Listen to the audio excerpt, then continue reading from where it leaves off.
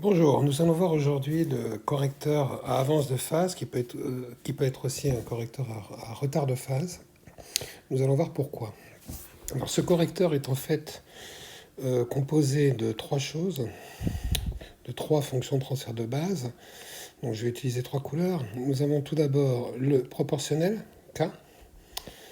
Nous avons ensuite un premier ordre au numérateur. Bon, moi j'appelle ça un premier ordre inversé, parce que le premier ordre classique est au dénominateur. Et nous avons enfin un premier ordre classique, donc au dénominateur. Voilà. Le vert clair se voit pas bien, donc je vais changer cette couleur. On va mettre du vert normal, par exemple. Voilà. Donc voilà. Alors nous allons procéder à cette étude. Alors j'ai oublié le petit a. Donc nous avons au dénominateur non pas 1 plus TP, mais 1 plus ATP. Bon, A est évidemment différent de 1, puisque si A égale 1, nous avons un proportionnel, puisque ces deux fonctions se simplifieraient. Alors pour faire l'étude de ce correcteur, nous allons passer en complexe, donc remplacer P par J oméga, et calculer le module et l'argument.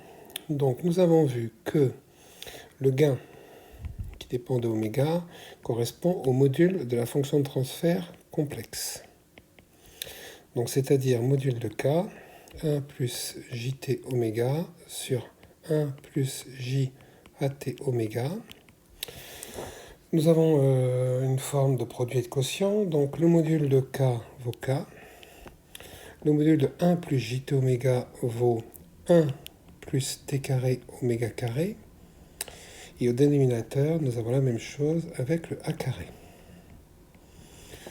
Donc surtout ne pas multiplier par l'expression conjuguée. On dit simplement que le module d'un produit, c'est le produit des modules. Et le module d'un quotient, c'est le quotient des modules. Donc ça, c'est pour le gain. Donc ce qui veut dire que en décibels, nous avons donc la fonction 20 log du module de la fonction de transfert complexe, soit 20 log du résultat précédent. K racine de 1 plus t carré oméga carré sur 1 plus a carré t carré oméga carré. Donc voilà pour le gain. Nous avons ensuite la phase. Alors la phase, donc phi, qui dépend de oméga, correspond à l'argument de la fonction de transfert complexe, donc de C de J oméga. Alors de la même façon, nous allons faire directement que l'argument de ce complexe, donc pas d'expression conjuguée encore une fois, c'est l'argument de K, donc qui est nul, plus l'argument du numérateur, parce que là nous avons un produit, donc plus arc tangente de T oméga, moins, puisque c'est au dénominateur, arc tangente de AT oméga.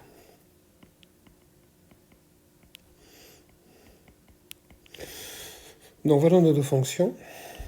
Donc j'ai oublié un 2 oméga ici, on va le rajouter, parce que le gain dépend de oméga. Donc c'est en fait la fonction GdB de oméga. Donc nous avons la fonction GdB d'oméga qui vaut ça, et la fonction phi d'oméga qui vaut ceci. Alors nous n'allons pas évidemment faire toute l'étude complète des asymptotes, etc. et appliquer la méthode qui a été développée précédemment. C'est-à-dire nous allons tout d'abord tout simplement tracer le proportionnel seul, d'accord, le premier ordre qui est au numérateur et le premier ordre qui est au dénominateur. Bon, pour la petite histoire, nous avons ici donc un proportionnel, je viens de le dire.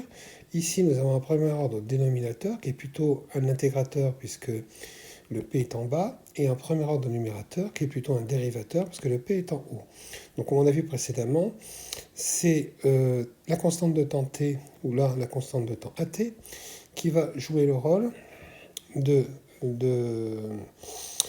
couper en fait l'intégrateur ou le dérivateur. C'est-à-dire que là, avant 1 sur T, on n'a rien du tout, après on a un dérivateur, ici, avant 1 sur AT, on n'a rien du tout, et après, on a un intégrateur. Donc on voit que les deux pulsations importantes, hein, nous avons deux cassures que je vais appeler oméga C1, qui va être 1 sur T, pour le numérateur, et une deuxième cassure, donc oméga C2, qui sera 1 sur AT. Donc on voit que deux cas vont se dégager, le cas A inférieur à 1 ou le cas A supérieur à 1. Alors pourquoi? Parce que si A est inférieur à 1, nous aurons que 1 sur T est inférieur à 1 sur AT. Par contre, si A est supérieur à 1, nous aurons 1 sur AT qui sera inférieur à 1 sur T. Donc le cas inverse. Donc en fait, ce n'est pas un bode qu'il nous faut étudier et tracer, mais deux bodes. Alors, nous allons mettre ceci en place. Donc premièrement, je mets en place déjà les axes. Donc premier axe.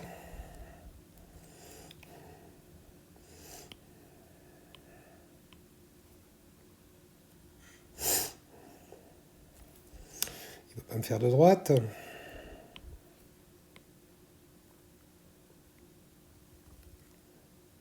Voilà. Donc premier axe, donc GDB. Donc en fonction de oméga, donc sur une échelle logarithmique, hein. Donc oméga sur échelle log, hein, comme d'habitude. Donc oméga, donc l'échelle logarithmique, hein, on peut prendre, donc là j'ai mis 6 carreaux pour une décade par exemple. Bon là de toute façon on va le faire de façon formelle, hein. Donc j'aurai mes 6 décades. Donc par exemple on peut partir de 10-2 ici, d'accord, 10-3, 10-2, 10-1, 10 puissance 0, etc. Et je mets en place donc les fonctions. Donc premièrement, nous avons la fonction k. Donc j'avais choisi de la mettre en rose. Donc la fonction k, je vais rappeler ici, va donner tout simplement en décibels kdB, donc 20 log de k. Donc nous avons tout d'abord, je vais mettre par exemple ici, tout simplement une droite située donc à kdB. Donc là nous sommes à kdB de hauteur. Si k égale 10, nous avons 20 log de 10, donc 20 décibels. Bon là je le fais en formel, hein. Nous avons ensuite les cassures. Donc pour la verte, qui est au numérateur, nous avons la première cassure, donc oméga C1, qui est donc 1 sur T. Donc je vais par exemple, hein, mettre 1 sur T. Bon, je le mets n'importe où, hein, je le mets ici, par exemple. Et nous avons le bode directement, donc là, comme nous l'avons démontré dans le cours, hein, c'est un premier ordre. Donc avant 1 sur T, nous allons avoir tout simplement 0. Et à partir de 1 sur T, nous aurons une droite de pente 20 décibels par décade. Alors, je vais essayer de faire quelque chose d'à peu près correct, hein. Donc, je vais tout simplement faire comme ceci. Alors, je le fais à l'œil, hein, mais en fait, vous voyez ce que j'ai fait. J'ai fait que pour 3 graduations, je monte de 2 graduations. Et ça correspondra à une pente de plus 1. Donc, j'ai défini plus 1 comme étant 20 décibels par décade. D'accord? Alors, nous avons ensuite 1 sur AT, c'est comme vu ici, hein, je me mets dans le premier cas, hein, inférieur à 1. Donc 1 sur AT qui est en bleu. Je prends le bleu. Donc nous avons oméga C2 égale 1 sur AT. Et qui va être, par exemple, donc 1 sur AT, je vais le mettre ici. Je vais essayer de ne pas tomber dans des cas particuliers, donc je vais le mettre ici, par exemple. Donc là, ça va être 1 sur AT. Et de la même façon, nous allons donc avoir tout d'abord une droite nulle, donc 0 dB jusqu'à 1 sur AT, puis une pente de moins 1. Donc, hein, j'ai dit pour combien? 4 graduations, je monte de 2. Hein. Donc pour 4 graduations, je monte de 2. Je descends de 2, donc voilà. Donc là, j'ai une pente de moins 1. Donc moins 20 décibels par décade. Tout simplement. Alors le petit souci, c'est que le vert, du coup, on ne voit plus. Donc le vert, je vais le mettre ici, légèrement en dessous. Hein. Voilà. Je vais tout simplement le décaler un tout petit peu.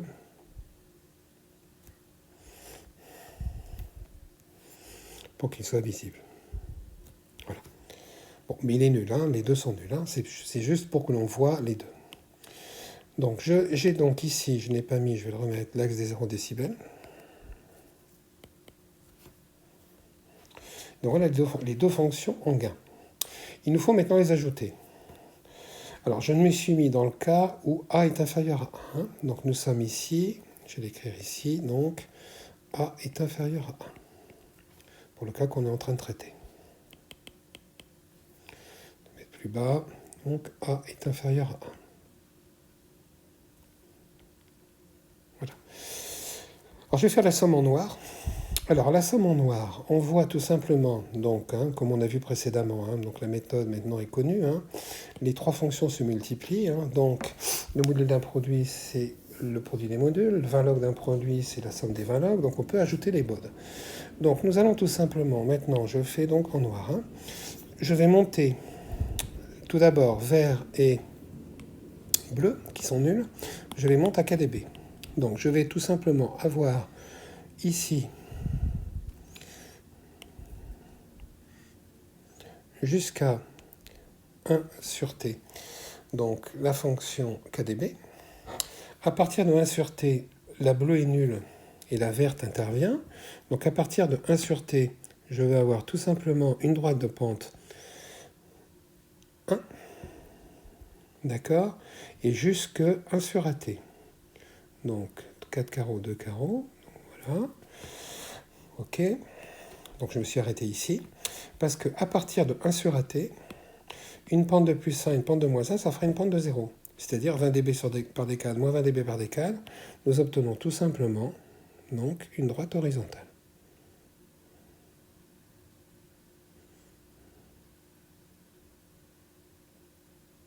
Voilà. Donc voilà le bol en gain de la fonction donc, proposée pour le cas A inférieur à 1. Donc il nous reste maintenant à la faire en phase. Donc je vais aligner en dessous le diagramme de phase. Donc le diagramme de phase, je vais ici, ça ici. Donc le diagramme de phase, nous allons l'aligner ici. Voilà.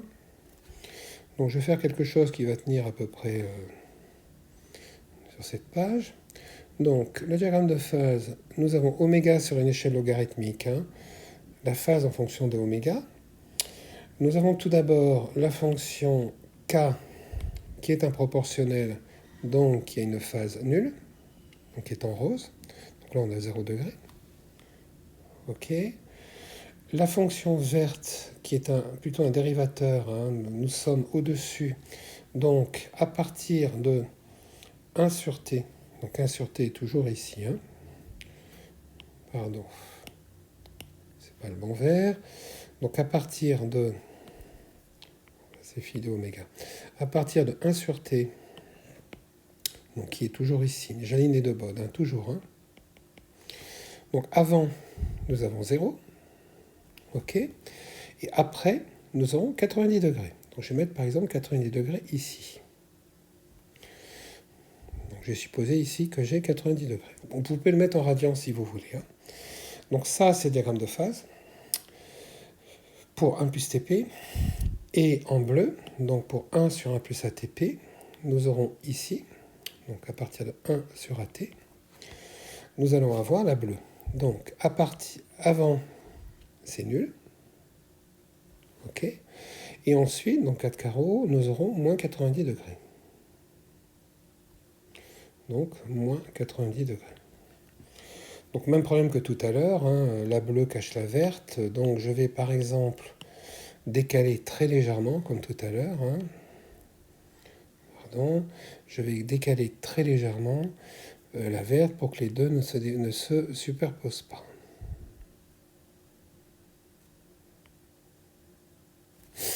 Voilà. Bon, les deux sont nuls, hein, mais c'est simplement pour les voir. Hein. Ok.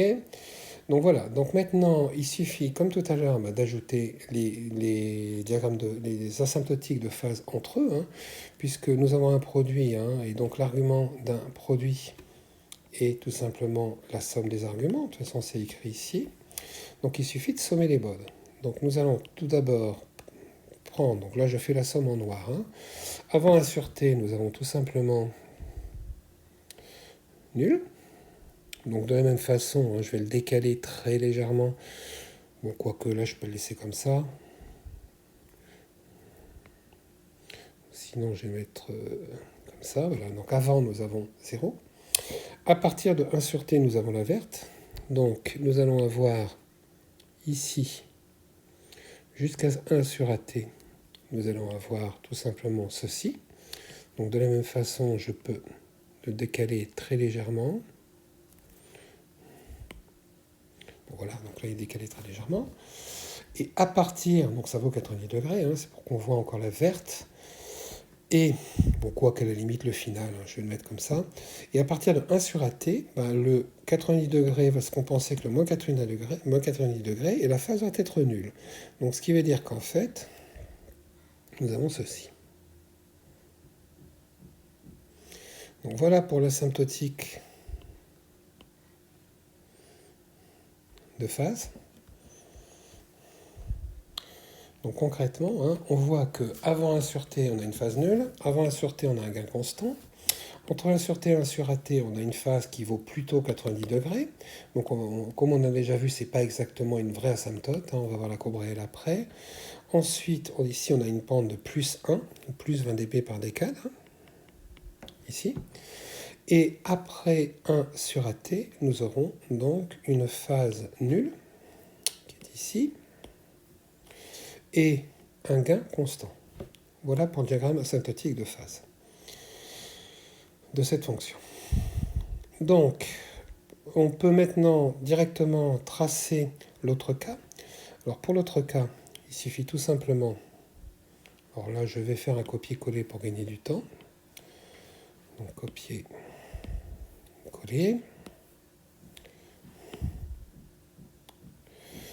Donc pour l'autre cas,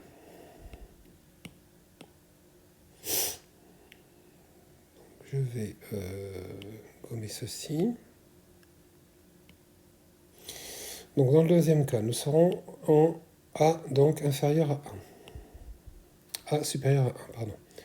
A supérieur à 1. Les valeurs remarquables n'ont pas changé. Donc pareil, je vais les recopier. Donc, copier. Non, copier. Coller. Donc les valeurs remarquables n'ont pas changé. Par contre, ce qui va changer, c'est qu'elles sont inversées. Donc conclusion, le KDB est toujours juste. Donc ça, je vais le garder. Ceci, maintenant, n'est plus valable. Ceci n'est plus valable. Ceci n'est plus valable, évidemment. Donc je supprime tout ça. Bon, je vais quand même... Le fait d'avoir fait ça va me faire gagner du temps quand même, hein. Donc ceci, tout ceci n'est plus valable. Ceci non plus.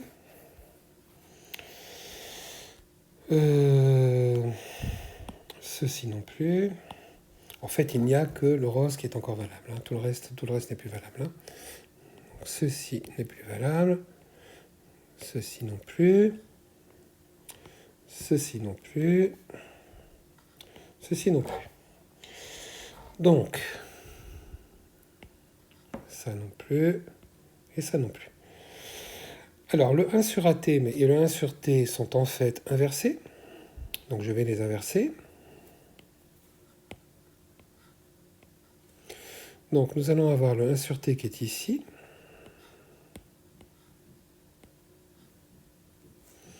Le 1 sur AT qui va être là-bas, par exemple. OK.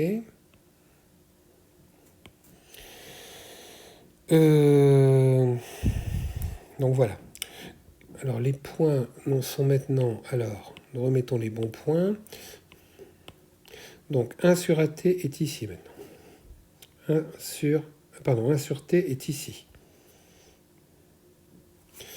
Donc en bleu, nous avons 1 sur AT qui va être en premier, chaque côté.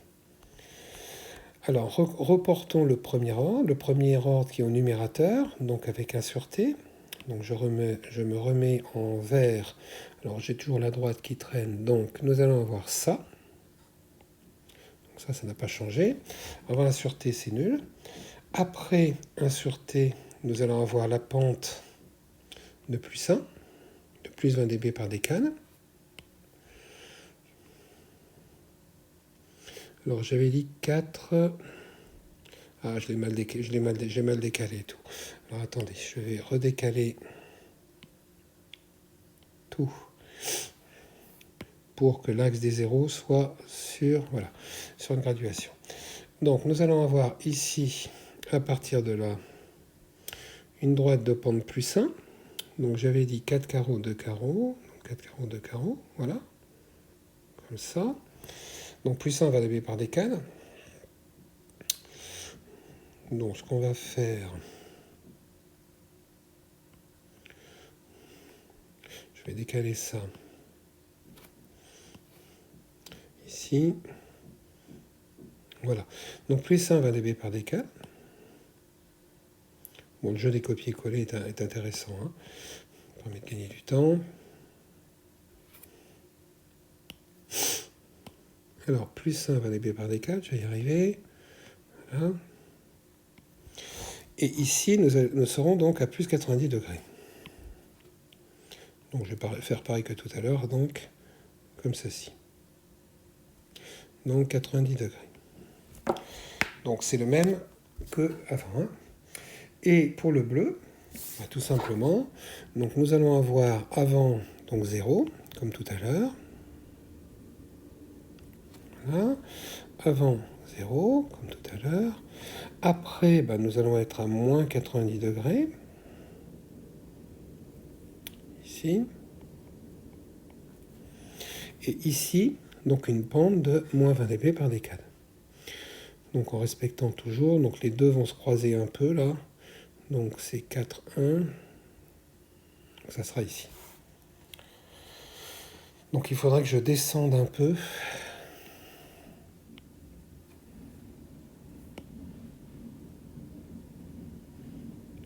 Le diagramme de phase pour que les deux courbes ne se croisent pas.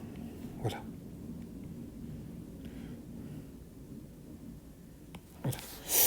Et donc ici, je le mets en bleu, donc j'ai une pente de moins 1. Donc moins 20 dB par décade. Donc regardons si j'ai pas fait de bêtises. Hein. Donc avant 1 sur AT, nous avons 0, moins 90, une pente de moins 1. Après 1 sur T, nous avons, donc l'avant, nous avons 0. Et après une pente de plus 1 et plus 90 degrés. Donc nous allons maintenant sommer tout ça, exactement comme nous avons fait tout à l'heure. Hein. Donc en noir, nous allons tout simplement translater, ça n'a pas changé. Donc avant 1 sur AT, c'est la rose. À partir de 1 sur AT, nous allons avoir une pente de moins 1. Bon, espérons que je n'ai pas tombé dans un cas particulier. Donc une pente de moins 1, donc ça va, c'est ici, 4 carreaux, 2 carreaux. Donc là, c'est la pente de moins 1. Bon, jusqu'à 1 sur T, bon là qui est en train de m'embêter. Donc le 1 sur T, je vais le mettre au-dessus. Ensuite, je reprends ma pente de moins 1. Donc 4 carreaux, voilà, ici. OK. Et à partir de 1 sur T, les deux pentes vont se compenser. Donc les deux pentes se compensent. Donc nous allons avoir ceci. Voilà. Donc, nous allons tout simplement avoir une pente de moins 1 ici entre les deux. Pour la phase, de la même façon, nous allons d'abord avoir 0, la bleue et la verte, après la bleue, ici, et ensuite la noire. Donc qui est déjà tracée ici. Donc là, il faudrait que je le fasse en trait un peu plus gros. J'aurais dû le faire en trait un peu plus gros pour que ça se voit mieux. Donc voilà, à partir de là, nous aurons ça. Donc ce qui veut dire que ça, plus gros, ça va vraiment très gros.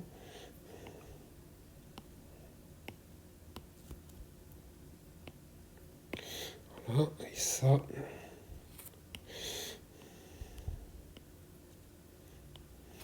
qui va être ici. D'accord? Donc je peux faire pareil ici, hein, pour que ça soit cohérent. Et bien apparent.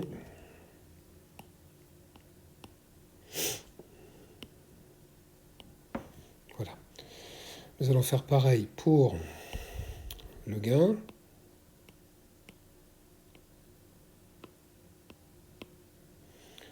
Alors quelque chose qui parle bien.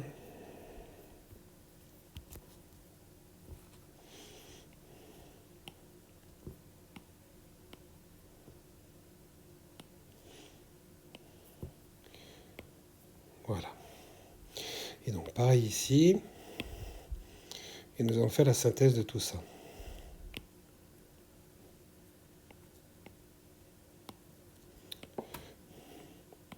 Donc voilà un exercice intéressant dans le sens où pour une même fonction, nous avons deux bodes différents. Hein. Donc, premièrement, dans le cas où A est inférieur à 1, A sur T va intervenir d'abord. Donc nous avons ce bode en amplitude, ce bode en phase. Et quand A est supérieur à 1, nous avons 1 sur AT qui est plus petit, nous avons ce bode en amplitude et ce bode en phase. Donc en fait, on s'aperçoit que dans le premier cas, donc A est inférieur à 1, la phase va être positive. Donc on parle d'avance de phase. Donc voilà les noms. Hein. Donc là, je vais l'écrire. On va reprendre l'épaisseur normale. Donc là, on va parler d'avance de phase, puisque la phase est positive. Et dans l'autre cas, évidemment, la phase étant négative, on va parler de retard de phase.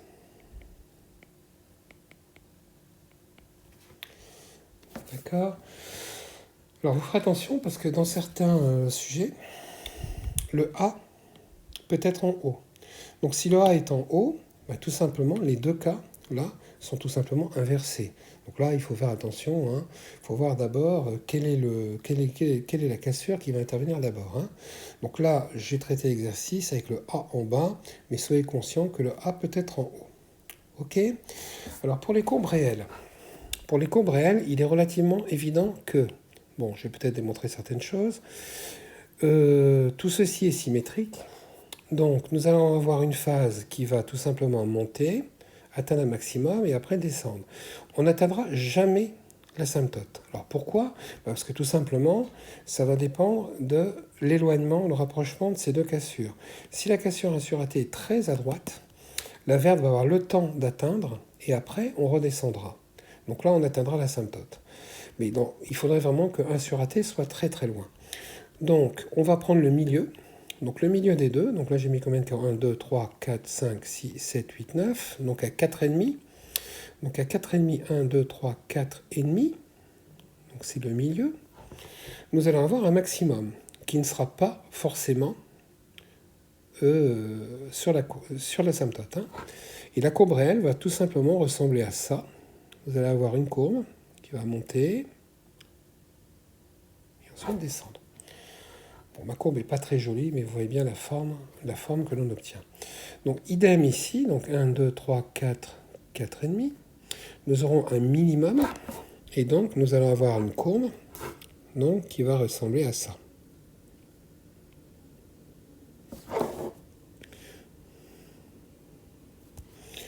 Bon, là, elle n'est vraiment pas très jolie, ma courbe. Je vais essayer de la refaire.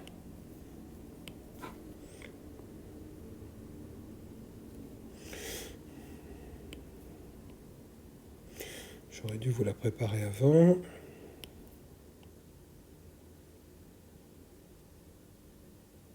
Voilà. Bon, je ferai de toute façon, je ferai une deuxième vidéo où je mettrai des bodes tracés de façon très exacte. Donc nous avons tout simplement dans ce cas-là un maximum que je vais appeler phi max, phi grand M. OK. Et dans ce cas-là, un minimum que je vais appeler phi petit m. Alors, je vais le démontrer, mais vous allez apprendre ça par cœur. Le oméga qui correspond à ce maximum, Alors écoutez bien, et ça vous l'apprenez par cœur, hein. Nous sommes sur une échelle logarithmique. Nous sommes sur le milieu, c'est-à-dire que de chaque côté, les distances sont égales. Sur une échelle logarithmique, le milieu correspond à la racine carrée du produit des deux. Donc ici, vous avez 1 sur t. Ici, vous avez 1 sur at. Donc quand vous faites 1 sur t fois 1 sur at, vous trouvez 1 sur at carré. Et vous faites la racine carrée. Donc ce qui veut dire que là, on est en 1 sur t racine de a. C'est très pratique. Et dans les deux cas, donc ici, de toute façon c'est pareil, nous avons le milieu qui est à 1 sur t racine de a. Donc apprenez-le par cœur, hein, parce que bon, ça se démontre, hein, je ne vais pas tout démontrer, sinon la vidéo va durer 4 heures. Donc vous apprenez par cœur que sur une échelle logarithmique, hein, le milieu de deux valeurs est en fait à 1 à la racine carrée du produit. Donc ce que je suis en train de dire, hein, c'est que si ici vous avez 20, d'accord, qu'ici vous avez 1000, 20 fois 1000, là vous avez racine de 20 000. C'est automatique. Et ça va correspondre obligatoirement donc au milieu géométrique. Alors si on veut quand même avoir quelques éléments de démonstration en ce qui concerne ceci, l'existence d'un minimum ou d'un maximum se démontre évidemment en dérivant la fonction. Donc je prends cette fonction, arctangente de t oméga moins arctangente de at oméga, et il faut résoudre l'équation dérivée est égale à 0. Donc je vais copier ça plus bas. Donc je recopie ici. Donc la fonction est donc celle-ci.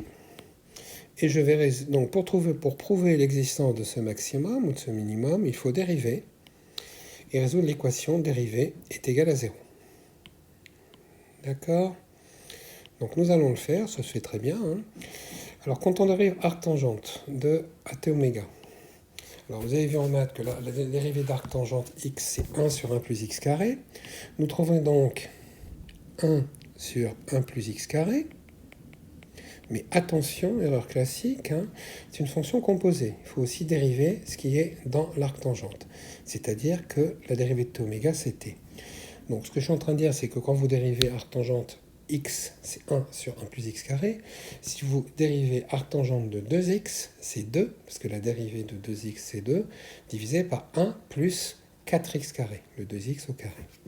Donc de la même façon, là, on va avoir at, puisqu'il faut dériver ce qui est dans l'arctangente, sur donc 1 plus a carré, t carré, oméga carré est égal à 0.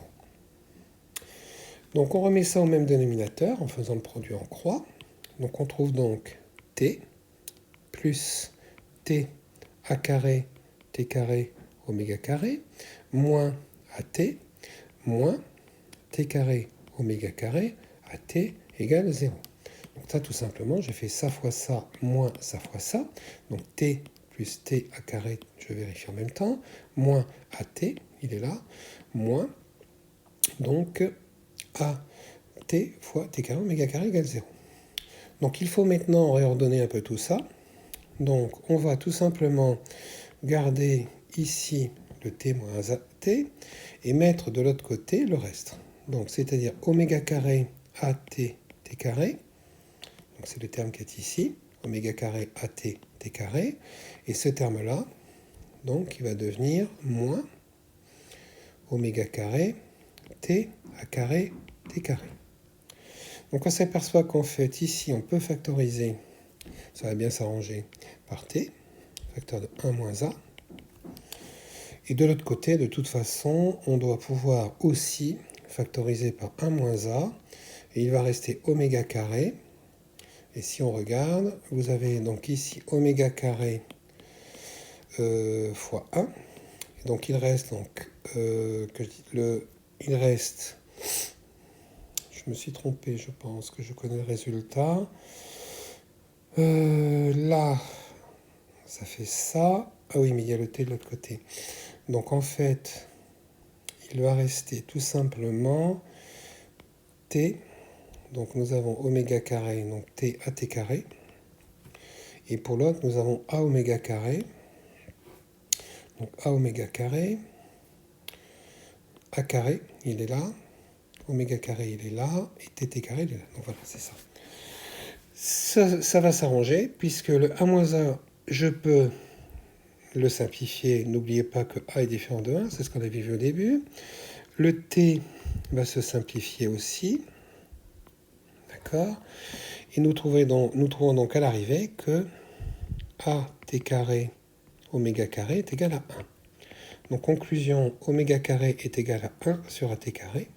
Donc oméga égale à 1 sur... J'en ai oublié un bout. Donc at carré. Donc oméga est égal à 1 sur t racine de a. C'est QFD, c'est ce qu'on avait dit tout à l'heure. D'accord? Donc la racine carrée du produit. Donc en fait, on voit que le produit, il est là.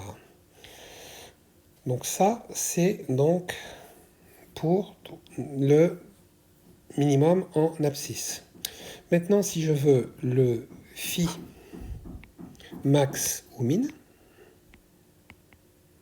c'est tout simplement phi de oméga.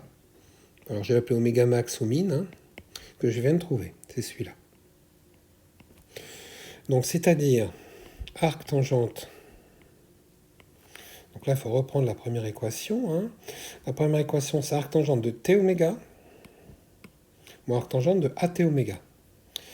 Donc arc tangente de t oméga, donc de t sur t racine de a, puisque c'est cet oméga-là, moins arc tangente de a t oméga.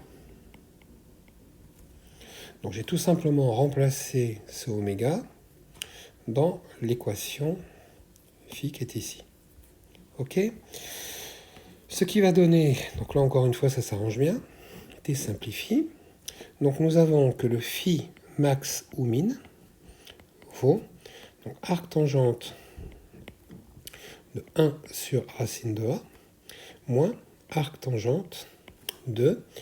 Alors a sur racine de a, on va multiplier par racine de a en haut et en bas, et le a va simplifier, il va rester uniquement racine de a. Donc voilà la valeur du mini ou du maxi. Alors pour la petite histoire, hein, vous retenez par cœur ça. Donc ça je l'ai expliqué avant, c'est très facile. Vous faites la racine carrée du produit. Le mini ou le maxi, vous n'allez pas apprendre par cœur cette formule. On ne va pas passer notre temps à apprendre des choses par cœur. D'autant plus que, donc écoutez bien, on démontre, je ne vais pas le démontrer là, vous pourrez le faire si vous voulez, que le sinus de phi max ou phi mini, hein, donc ce qui va faire le sinus de la différence des arcs tangentes, donc il suffit de prendre les formules de trigonométrie et on va s'apercevoir que on va trouver la formule suivante. Alors 1 moins a sur a plus 1 ou